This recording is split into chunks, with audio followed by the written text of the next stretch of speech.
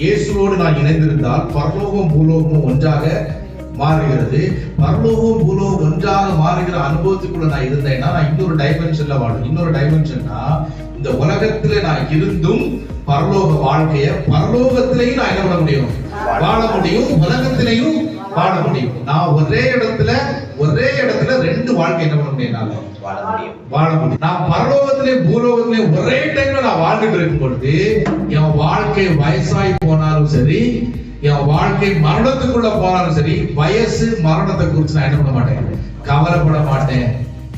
நிறைவான வளர்ச்சினா என்னன்னா ஆண்டவரோடு இணைந்து அந்த உறவுல இருந்தீங்கன்னா நீங்க பரலோகத்துக்குள்ள நீங்க என்ன பண்ணுவீங்க, என்டர் ஆவீங்க.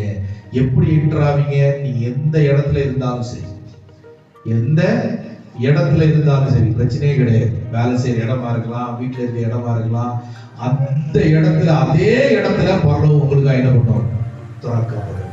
நீங்க பரலோகத்துக்குள்ள போவீங்க. நீங்க பரலோகத்துக்குள்ள போயிட்டு பல காரியங்களை ஆண்டவரோடு கூட இருந்து நீங்க என்ன பண்ணுவீங்க, உரையாடுவீங்க, சஞ்சரிப்பீங்க.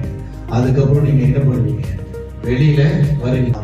இதுதான் என்னது, நிறைவான வளர்ச்சி. இந்த வளர்ச்சியில நம்ம இருக்கணும்னு சொல்லி உலக தோற்றுவதற்கு முன்பாகவே தீர்மானம் என்ன பண்ணிட்டாரு, பண்ணிட்டார்.